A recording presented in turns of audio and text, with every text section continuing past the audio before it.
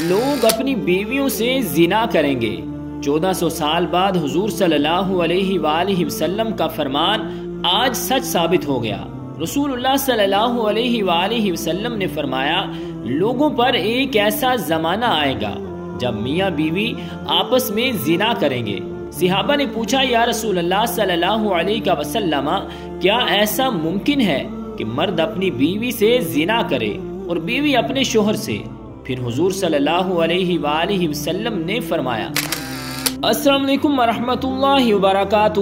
ناظرین کرام، اسلامی معاشرے کی پاکیزگی کی حفاظت کرنا، ہر مسلمان کی عزت، نفس اور روح کی طہارت باقی رکھنا اور اچھے نسب کے لوگوں کو ملاوٹ کی غلاظت سے محفوظ رکھنا زنا کے حرام ہونے کی حکمت ہے۔ طبرانی کی ایک صحیح روایت ہے کہ ابو العاص نبی پاک صلی اللہ علیہ وآلہ وسلم سے روایت کرتے ہیں کہ آپ صلی اللہ علیہ وآلہ وسلم نے فرمایا، روزانہ آدھی رات کے وقت آسمان کے دروازے کھول دیے جاتے ہیں اور ایک پکارنے والا فرشتہ پکارتا ہے کہ ہے کوئی دعا کرنے والا جس کی دعا قبول کی جائے، کوئی سوال کرنے والا جس کا سوال پورا کیا جائے، کوئی مصیبت زدہ جو دعا کرے اور اس کی مصیبت دور کر دی جائے۔ یعنی آدھی رات کے بعد دعائیں قبول ہونے لگ جاتی ہیں۔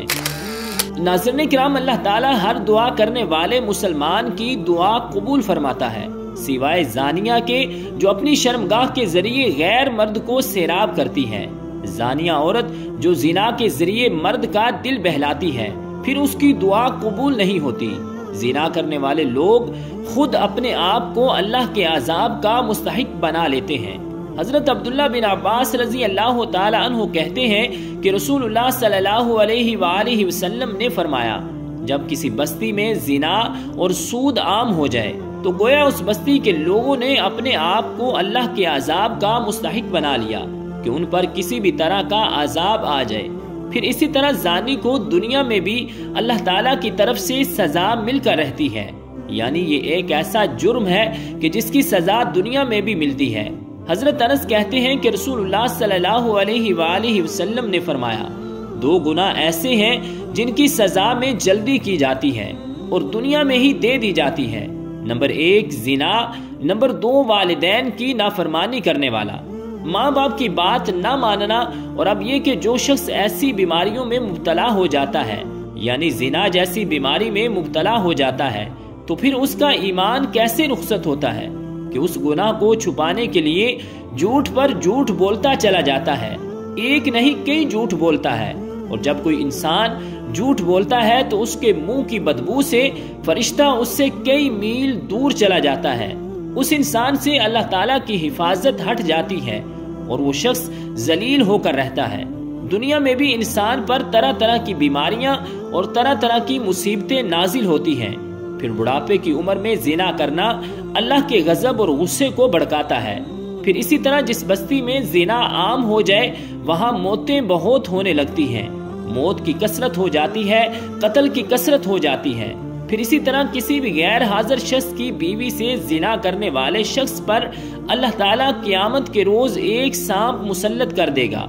مذہبی کتب میں قیامت کے آنے سے پہلے بہت ساری علامات کا ذکر کیا گیا ہے۔ قیامت کی علامات میں سب سے پہلی علامت حضرت محمد رسول اللہ صلی اللہ علیہ وآلہ وسلم کی دنیا میں تشریف آوری اور آپ کا اس دنیا سے پردہ فرمانا ہے۔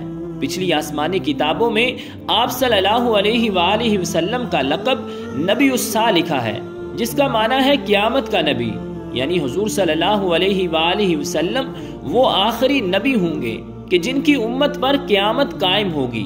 قیامت آنے سے قبل حضور صلی اللہ علیہ وآلہ وسلم نے فرمایا کہ اولاد نافرمان ہو جائے گی، بیٹیاں تک ماں کی نافرمانی کرنے لگیں گی، دوست کو اپنا اور باپ کو پرایا سمجھا جانے لگے گا، علم اٹھ جائے گا اور جہالت عام ہو جائے گی، دین کا علم لوگ دنیا کمانے کے لیے حاصل کرنے لگیں گے، نااہل لوگ امیر اور حاکم بن جائیں گے، اور ہر قسم کے معاملات، عہدے اور منصب نااہلوں کے سپرد ہو جائیں گے۔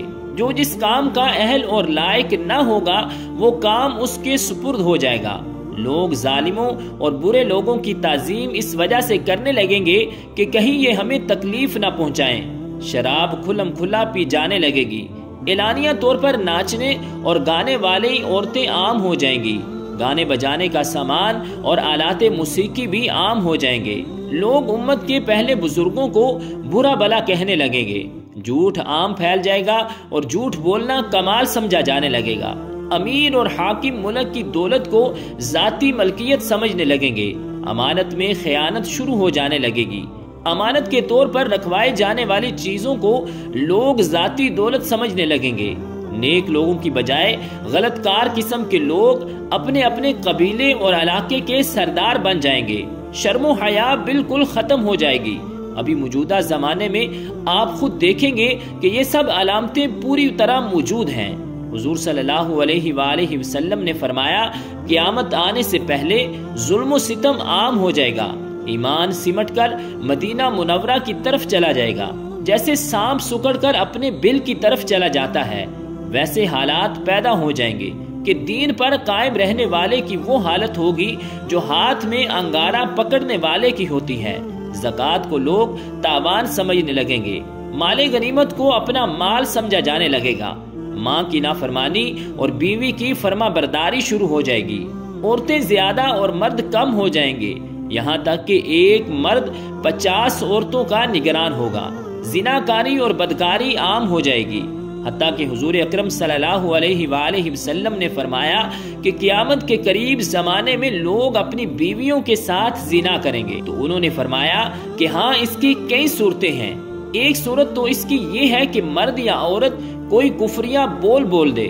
اور نکاح ٹوٹ جائے اور ان کو اس کا پتہ ہی نہ ہو کہ نکاح ٹوٹ گیا ہے یا نہیں، اور آج کل تو یہ بات عام ہے، لوگوں کو اس بات کا علم ہی نہیں، بلکہ قاضی ثناء اللہ پانی پتی نے لکھا ہے کہ اگر دو بندے گفتگو کر رہے تھے، ایک نے کہا کہ یہ تو شریعت کی بات ہے اور اگلے نے جواب دیا کہ رکھ پڑے شریعت کو تو، وہ آدمی کافر ہو جائے گا۔ تو ہمیں چاہیے کہ ہم علماء سے پوچھیں کہ کلمات کفر کون کون سے ہیں، یہ نہ ہو کہ ہم ایسے جملے بولیں اور کفر کا ارتکاب کر رہے ہوں، کئی جملے تو بہت عام ہیں، تو ان کا علم حاصل کرنا ضروری ہے کہ کہیں ہم تو اپنی گفتگو میں کوئی ایسی بات نہیں کہہ رہے، اگر نکاح ٹوٹ گیا تو پھر اپنے وہم و گمان میں میاں بیوی ہیں اور زنا کا گناہ لکھا جا رہا ہے۔ تو فرمایا کہ مرد قرب قیامت میں اپنی بیویوں سے زنا کریں گے، ایک صورت تو یہ ہے کہ یہ کفریہ کلمات بیوی بولے تو بھی نکاح ٹوٹ گیا، اور اگر خامد بولے تو بھی نکاح ٹوٹ گیا، اور دوسری صورت یہ ہے کہ ایک دوسرے کے ساتھ بحث کرنا، اور یہ تو ہر گھر کی بات نظر آتی ہے، جب شادی ہوئی تو میں بولتا تھا اور بیوی سنتی تھی، اس نے کہا پھر بچے ہو گئے تو بیوی بولتی تھی اور میں سنتا تھا، اس نے کہا پھر ہم دونوں بوڑھے ہو گئے، ہم دونوں بولتے تھے اور محلے والے سنتے تھے۔ بڑھاپے میں بحث اور زیادہ تکرار ہو جاتی ہے، اور اس میں ہوتا کیا ہے کہ مرد کی زبان میں کنایتاً طلاق نکل جاتی ہے۔ کنایا کہتے ہیں کہ لفظ تو طلاق والا نہیں بولا، لیکن بات ایسی کر دی کہ مفہوم طلاق والا نکلتا ہے، اس کو کنایا میں طلاق کہتے ہیں۔ ناظرین کرام، اب یہ گناہ بہت زیادہ ہے، غصے میں لوگ کہہ دیتے ہیں کہ چلی جا، مجھے تیری کوئی ضرورت نہیں ہے آج کے بعد، اس قسم کے الفاظ جس کا نتیجہ یہ نکلے کہ تو میری بیوی نہیں ہے۔ اب اس قسم کے مسائل کی بھی معلومات حاصل کرنی چاہیے، شریعت کہتی ہے کہ علم حاصل کرو، ایسا نہ ہو کہ کنایا میں طلاق ہو جائے، جنہیں پتہ بھی نہ ہو اور وہ ساتھ رہ رہے ہوں۔ اور آج تو یہ حالات ہیں کہ زبان سے طلاق کہہ دیتے ہیں اور طلاق ہو بھی جاتی ہے، پتہ بھی ہوتا ہے دونوں کو، مگر بدنامی کے ڈر سے میاں بیوی اکٹھے رہ رہے ہوتے ہیں، ایک گھر میں ایک کمرے میں، تو یہ زنا کر رہے ہیں۔ قربان جائیں اس سچے نبی کی مبارک زبان پر کہ 1400 سال پہلے واضح کر دیا تھا کہ قرب قیامت میں لوگ اپنی بیویوں سے زنا کریں گے۔ ناظرین کرام، صحیح بخاری کی ایک حدیث کے مطابق قرب قیامت کی ایک نشانی یہ بھی ہے کہ اقتدار غلط لوگوں کے ہاتھوں میں دے دیا جائے گا۔ علماء کرام اس کی نشانی کے متعلق بھی کہتے ہیں کہ آج دنیا بھر کے ممالک کے حکمرانوں کی طرف دیکھیں تو صاف پتہ چلتا ہے کہ یہ نشانی بھی پوری ہو چکی ہے۔ صحیح بخاری میں ہی ایک اور نشانی بتائی گئی ہے کہ قیامت سے قبل لوگ بلند ترین عمارت بنانے میں ایک دوسرے پر سبقت لے جانے کی کوشش کریں گے۔ آج ہم دیکھتے ہیں کہ وہی دور شروع ہو چکا ہے، دنیا بھر میں بلند و بالا عمارتیں کھڑی ہو چکی ہیں اور جس ملک میں سب سے بلند ترین عمارت موجود ہو وہاں کے حکمران اور شہری اسے فخر کا سبب گردانتے ہیں۔ ان جیسی دیگر کئی نشانیوں کے متعلق بھی علماء کا کہنا ہے کہ وہ پوری ہو چکی ہیں اور اب امام مہدی کا ظہور اور قیامت قریب آ چکی ہے۔ اللہ کے رسول صلی اللہ علیہ وآلہ وسلم نے قیامت کی نشانی بتلاتے ہوئے فرمایا کہ اونٹوں اور بکریوں کے چرواہے جو برہنہ بدن اور ننگے پاؤں ہوں گے وہ ایک دوسرے سے مقابلہ کرتے ہوئے لمبی لمبی عمارتیں بنوائیں گے اور فخر کریں گے۔ ریاض شہر میں عمارتوں کا آج یہ مقابلہ اپنے عروج پر پہنچ گیا ہے۔ دبئی میں برج خلیفہ کی عمارت دنیا کی سب سے اونچی عمارت بن گئی ہے، تو ساتھ ہی شہزادہ ولید بن طلال نے جدہ میں اس سے بھی بڑی عمارت بنانے کا اعلان کر دیا ہے جو دھڑا دھڑ بنتی چلی جا رہی ہے۔ عرب کی عمارتیں سارے جہان سے اونچی ہو چکی ہیں۔ عرض کرنے کا مقصد صرف یہ ہے کہ پیارے رسول حضرت محمد صلی اللہ علیہ وآلہ وسلم نے جو فرمایا وہ پورا ہو چکا ہے اور پشین گوئی پوری ہو گئی ہے، اپنے نقطہ کمال کو پہنچ چکی ہے۔ ناظرین کرام، اللہ کے رسول صلی اللہ علیہ وآلہ وسلم کی ایک اور حدیث مبارکہ ہے کہ قیامت سے پہلے سرزمین عرب دوبارہ سرسبز ہو جائے گی۔ سعودی عرب اور امارات میں بارش شروع ہو چکی ہے، مکہ اور جدہ میں سیلاب آ چکے ہیں۔ عرب سرزمین جسے پہلے ہی جدید ٹیکنالوجی کو کام میں لا کر سرسبز بنانے کی کوشش کی گئی ہے، وہ قدرتی موسم کی وجہ سے بھی سرسبز بنتی جا رہی ہے۔ سعودی عرب گندم میں پہلے ہی خود کفیل ہو چکا ہے، اب وہاں خشک پہاڑوں پر بارشوں کی وجہ سے سبزہ اگنا شروع ہو چکا ہے، پہاڑ سرسبز ہونا شروع ہو گئے ہیں۔ بارشوں کی وجہ سے آخر کار حکومت کو ڈیم بنانا ہوگا جس سے پانی کی نہریں نکلیں گی اور ہریالی ہوگی، سبزہ مزید ہوگا، فصلیں لہلہائیں گی، اور یوں یہ پشین گوئی بھی اپنے تکمیلی مراحل سے گزرنے جا رہی ہے۔ اور جو حضور صلی اللہ علیہ وآلہ وسلم نے فرمایا اسے ہم اپنی آنکھوں سے دیکھنے جا رہے ہیں۔ اگر احادیث میں غور کریں تو مشرق وسطیٰ کے زوال کا آغاز ملک شام سے شروع ہوا، لیکن شاید عرب حکمران یا تو یہود و نصارہ کی چال سمجھ نہ سکے یا بے رخی اختیار کی، لیکن وجہ جو بھی ہو یا نہ ہو، آپ صلی اللہ علیہ وآلہ وسلم کی بتائی ہوئی علامات کو تو ظاہر ہونا ہی تھا۔ چنانچہ حدیث پاک میں ارشاد ہے، رسول اللہ صلی اللہ علیہ وآلہ وسلم نے فرمایا، جب اہل شام تباہی و بربادی کا شکار ہو جائیں گے تو پھر تم میں کوئی خیر باقی نہ رہے گی۔ ناظرین کرام، یاد رکھیں کہ احادیث مبارکہ کی روح سے شام و اہل شام سے امت مسلمان کا مستقبل وابستہ ہے۔ اگر ملک شام ایسے ہی برباد ہوتا رہا تو پوری امت مسلمہ کی بھی خیر نہیں۔ ویسے تو 90% برباد ہو چکا ہے، اب جبکہ 5 سالہ خونریزی میں 8 لاکھ بے گناہ بچے عورتیں شہید کر دیے گئے اور لاتعداد دوسرے ملک کی سرحدوں پر زندگی کی بھیک مانگتے ہوئے شہید ہو رہے ہیں، اور اتنے ہی تعداد میں زخمی یا معذور ہو چکے ہیں۔ لہٰذا شام مکمل تباہی کے بعد اب نزع کی حالت میں ہے۔ اس حدیث کے حساب سے عرب ملک کے سنہرے دور کے خاتمے کی ایک اہم وجہ ملک شام کے موجودہ حالات ہیں۔ گویا نبی پاک صلی اللہ علیہ وآلہ وسلم کی ایک اور پیشین گوئی کی علامت ظاہر ہو رہی ہے یا ہو چکی ہے۔ یاد رکھیں کہ ملک شام کے متعلق اسرائیل، روس، امریکہ جو بھی یہاں جھوٹے بہانے بناتے ہیں، لیکن ان سب کا اصل ہدف جزیرۃ العرب ہے، کیونکہ کفار کا عقیدہ ہے کہ دجال مسیحا ہے۔ اس وجہ سے یہ لوگ دجال کے انتظامات مکمل کر رہے ہیں، جس کے لیے عرب ممالک میں عدم استحکام پیدا کرنا ہے، کیونکہ ملک شام پر یہود و نصارہ قبضہ کرنا چاہتے ہیں، اور یہ ہو کر رہے گا حضرت امام مہدی علیہ السلام کے ظہور سے قبل۔ چنانچہ کتاب میں ہے کہ آخری زمانے میں جب مسلمان ہر طرف سے مغلوب ہو جائیں گے، مسلسل جنگیں ہوں گی، شام میں بھی عیسائیوں کی حکومت ہو جائے گی۔ اسی طرح قیامت سے متعلق بھی ہمیں معلومات ملتی ہیں کہ قیامت سے پہلے حضور صلی اللہ علیہ وآلہ وسلم کی امت میں سے 30 بڑے بڑے کذاب اور دجال آئیں گے، اور ہر ایک نبوت کا دعویٰ کرے گا، حالانکہ حضور صلی اللہ علیہ وآلہ وسلم آخری نبی ہیں۔ آپ صلی اللہ علیہ وآلہ وسلم کے بعد کوئی نبی نہیں۔ قیامت کی نشانیوں میں سے ایک نشانی یہ بھی بیان ہوئی ہے کہ عراق کا مشہور دریائے فرات سونے کا ایک پہاڑ یا سونے کا ایک خزانہ ظاہر کرے گا جس پر لوگ لڑیں گے۔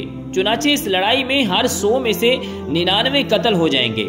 ممکن ہے سونے کے پہاڑ یا سونے کے خزانے سے مراد عراق کا تیل ہو، جب یہ علامتیں ظاہر ہو چکیں گی تو سخت قسم کا عذاب شروع ہوگا، اس میں سرخ آندھی آئیں گی، آسمان سے پتھر برسیں گے، کچھ لوگ زمین میں دنسا دیے جائیں گے، لوگوں کی شکلیں مسخ ہو جائیں گی، پھر پے در پہ کئی نشانیاں ظاہر ہوں گی، جیسے ہار کا دھاگا ٹوٹنے پر مسلسل دانے گرتے ہیں۔ ناظرین کرام، زمانہ وقت کے گھوڑے کو پر لگائے جس تیزی سے گزر رہا ہے، اس تیزی سے ہم نبی پاک صلی اللہ علیہ وآلہ وسلم کی احادیث کی روشنی میں بتدریج قرب قیامت کی آمد کی طرف بڑھ رہے ہیں۔ کئی نشانیاں پوری ہو کر قیامت کے قریب ہونے کو واضح کر چکی ہیں اور اب کچھ ہی علامات باقی رہ گئی ہیں۔ دجال ایسا خطرناک اور عظیم فتنہ ہے کہ تمام انبیاء نے اپنی امتوں کو اس کے متعلق آگاہ کیا۔ نبی پاک صلی اللہ علیہ وآلہ وسلم نے بھی امت کو اس بارے میں اس قدر واضح بتایا کہ صحابہ کرام آنسوؤں سے تر آنکھوں کے ساتھ دجال کے فتنے سے پناہ مانگا کرتے تھے۔ احادیث کی روشنی میں علماء کرام نے دجال کے خروج کے قبل جو نشانیاں بتلائی ہیں ان کے مطابق گھروں میں ناچ گانا عام ہو جائے گا۔ آج کل dish T V, computers, mobile کے ذریعے یہ سب عام ہو رہا ہے۔ اونچے اونچے اور پختہ گھروں کی تعمیر کی خواہش ہوگی۔ آج کل غریب سے غریب تر لوگوں کو بھی پکے مکان سب کے سامنے ہیں۔ مساجد سے دجال کا تذکرہ ختم ہو جائے گا، پانی کی قلت ہوگی۔ دجال کے خروج کے بعد اس کی حیران کن طاقتوں کے بارے میں مختلف آراء ہیں، مگر قابل غور اور دلچسپ بات یہ ہے کہ قدرت کی جانب سے اس کو عطا کی گئی طاقتوں کے حوالے سے یہودی قوم بڑی تیزی کے ساتھ تجربات میں مصروف ہیں۔ روایات میں ہے کہ وہ بارش برسانے پر قدرت رکھتا ہوگا۔ مصنوعی بارش برسانے کا تجربہ کیا جا چکا ہے۔ بتایا جاتا ہے کہ وہ زمین کو تہو بالا کرنے کی قدرت رکھتا ہوگا۔ الاسکا میں لگائے گئے پروگرام ہارپ کو کون نہیں جانتا، جس کے تحت دنیا میں کہیں بھی مصنوعی طور پر زلزلے، سیلاب اور سونامی لائے جا سکتے ہیں۔ قیامت کی نشانیوں کے مطابق دجال کو حضرت عیسیٰ فلسطین کے علاقے میں قتل کریں گے۔ یہودی اس مقام پر اپنے مسیحا کو فرار کروانے کے لیے ایئرپورٹ تیار کر چکے ہیں۔ دنیا کا انتہائی تیز رفتار طیارہ موجود ہے جس پر KFIR یعنی کافر درج ہے۔ واضح رہے کہ دجال کے ماتھے پر بھی کافر تحریر ہوگا۔ قیامت کی ایک نشانی میں یہودیوں کو پناہ دینے والے درخت غرقد کا ذکر بھی ہے۔ آخری جنگ میں جب یہودی مسلمانوں سے چھپنے کے لیے پتھروں، درختوں کی اوٹ لیں گے تو سوائے غرقد کے تمام چیزیں مسلمانوں کو اپنے پیچھے یہودیوں کی موجودگی کا پتہ دیں گی۔ معروف ملکی و غیر ملکی ویب سائٹس کے مطابق یہودی غرقد کے باغات تیزی سے لگا رہے ہیں۔ آخری زمانے میں جب مسلمان ہر طرف سے مغلوب ہو جائیں گے، مسلسل جنگیں ہوں گی، شام میں بھی عیسائیوں کی حکومت قائم ہو جائے گی۔ علماء کرام بتاتے ہیں کہ سعودیہ، مصر، ترکی باقی نہ رہیں گے، ہر جگہ کفار کے مظالم بڑھ جائیں گے، امت آپسی خانہ جنگی کا شکار رہے گی۔ عرب، خلیجی ممالک، سعودی عرب وغیرہ میں بھی مسلمانوں کی باقاعدہ طور پر شوکت حکومت نہیں رہے گی۔ خیبر سعودی عرب کا چھوٹا سا شہر مدینہ منورہ سے 170 کلومیٹر کے فاصلے پر ہے۔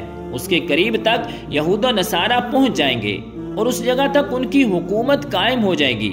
بچے کچے مسلمان مدینہ منورہ پہنچ جائیں گے۔ اس وقت حضرت امام مہدی مدینہ منورہ میں ہوں گے۔ دوسری طرف دریائے تبریہ بھی تیزی سے خشک ہو رہا ہے، جو کہ حضرت امام مہدی کے ظہور سے قبل خشک ہوگا۔ مشرق وسطیٰ کے حالات کو خصوصاً مسلمان اور ساری زندگی کے حالات کو دیکھتے ہوئے صاف نظر آتا ہے کہ دنیا ہولناکیوں کی جانب بڑھ رہی ہے۔ فرانس میں حملوں کے بعد فرانس اور یورپ بھی عالمی جنگ کی بات کر چکے ہیں۔ سوال پیدا ہوتا ہے کہ اس عالمی جنگ کا مرکز کون سا خطہ ہوگا؟ واضح نظر آ رہا ہے کہ مشرق وسطیٰ ہی متوقع ہے۔ یہاں بھی ہندوستان اور پاکستان کی بڑھتی ہوئی رنجشیں اور کشمکش سے لگتا ہے کہ حالات غزوہ ہند کی طرف رخ کر رہے ہیں، کیونکہ حضرت ابو ہریرہ رضی اللہ تعالی عنہ سے روایت ہے کہ رسول اللہ صلی اللہ علیہ وآلہ وسلم نے ارشاد فرمایا، میری قوم کا ایک لشکر وقت آخر کے نزدیک ہند پر چڑھائی کرے گا اور اللہ اس لشکر کو فتح نصیب کرے گا، یہاں تک کہ وہ ہند کے حکمرانوں کو بیڑیوں میں جکڑ کر لائیں گے۔ اللہ اس لشکر کے تمام گناہ معاف کر دے گا، پھر وہ لشکر واپسی کا رخ کرے گا اور شام میں موجود عیسیٰ بن مریم علیہ السلام کے ساتھ جا کر مل جائے گا۔ حضرت ابو ہریرہ رضی اللہ تعالی عنہ نے فرمایا، اگر میں اس وقت تک زندہ رہا تو میں اپنا سب کچھ بیچ کر بھی اس لشکر کا حصہ بنوں گا اور پھر جب اللہ ہمیں فتح نصیب کرے گا تو میں یعنی ابو ہریرہ جہنم کی آگ سے آزاد کہلاؤں گا۔ پھر جب میں شام پہنچوں گا تو عیسیٰ بن مریم علیہ السلام کی تلاش کر کے انہیں بتاؤں گا کہ میں محمد صلی اللہ علیہ وآلہ وسلم کا ساتھی رہا ہوں۔ رسول پاک صلی اللہ علیہ وآلہ وسلم نے تبسم فرماتے ہوئے ارشاد فرمایا، بہت مشکل آنے والے ادوار بڑے پرفتنہ نظر آتے ہیں۔ اور اس کے متعلق بھی نبی کریم صلی اللہ علیہ وآلہ وسلم نے فرمایا تھا کہ میری امت پر ایک دور ایسا آئے گا جس میں فتنے اتنی تیزی سے آئیں گے جیسے دھاگا ٹوٹ جانے سے تسبیح کے دانے تیزی سے زمین کی طرف آتے ہیں۔ لہٰذا اپنی نسلوں کی اچھی تربیت اور ایمان کی فکر فرمائیے۔ موبائل کے بے جا استعمال سے، دیر رات تک جاگنے، فیشن اور یہودی انداز اپنانے سے، نمازوں کا ترک کرنے سے رکیے، ورنہ آزمائش کا مقابلہ دشوار ہوگا۔ ناظرین کرام، رسول کریم صلی اللہ علیہ وآلہ وسلم کے فرامین کی روشنی میں قطعی قیامت ہونے میں تقریباً 250 صدیاں باقی ہیں۔ البتہ دور قیامت کا آغاز ہو چکا ہے۔ یہ تمام دور فتنہ و فساد سے معمور ہیں۔ جنگ و جدل اور مختلف طاقتوں کے مابین کھینچا تانی کا تسلسل رہے گا۔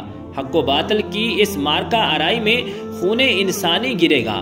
نبی برحق صلی اللہ علیہ وآلہ وسلم نے سب کچھ پہلے افشاں کر دیا تھا، 1400 سال پہلے باخبر کر دیا تھا۔ بس ہم مسلمانوں نے ہی ہوش کے ناخن نہ لیے۔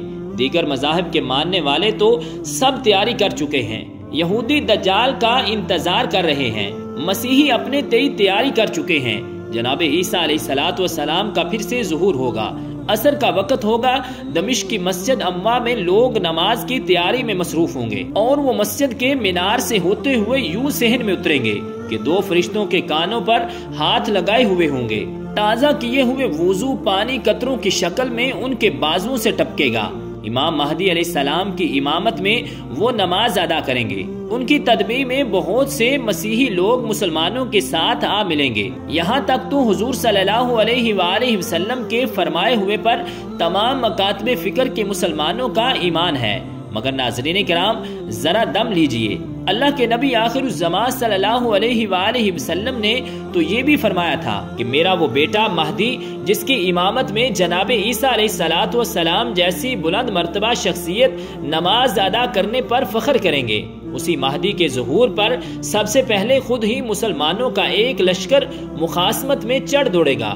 گو اللہ کے حکم سے زمین بوس ہو جائے گا۔ مگر کلیجہ کٹ جاتا ہے یہ سن کر کہ کیا مسلمانوں کو کبھی عقل سلیم عطا بھی ہوگی کہ یا نہیں، یا ہم آل رسول سے دشمنی ہی کرتے رہیں گے۔ جن یہودیوں سے عداوت ہے وہ تو اپنے ہاں کا سب سے اعلیٰ مذہبی مقام محض اپنے نبی جناب ہارون علیہ السلام کی آل کے لیے ہی مختص رکھتے ہیں، کسی اور کو وہ اس منصب پر فائز ہی نہیں ہونے دیتے۔ تو پھر ہم مسلمانوں کو یہ شعور کیوں حاصل نہیں، جبکہ ہمارے نبی پاک صلی اللہ علیہ وآلہ وسلم کے آل پاک کو سرفرازیاں تو خود رب العزت نے عطا فرمائی ہیں۔ بد نصیبی کہ ہم اپنے رسول صلی اللہ علیہ وآلہ وسلم کے فرامین سے روح گردانے کے مرتکب تو ہوتے ہی ہیں، اللہ رب العزت کے احکامات اور حکمتوں کے بھی عملاً انکاری ہیں۔ اب کون ہمیں سمجھائے کہ فرامین نبوی اور احکامات الہیہ کی سری خلاف ورزی آخر ہمیں کہیں کا نہیں چھوڑے گی۔ سمجھنے کا وقت اب بھی ہے کہ بعد ازاں پچھتاوے کی فرصت نہ ہوگی۔ ناظرین کرام، رب ذوالجلال کی بارگاہ اقدس میں دعا ہے کہ اللہ تعالی ہمیں ہر پرفتن دور میں ایمان پر قائم رہنے کی توفیق عطا فرمائے۔ آمین یا رب العالمین۔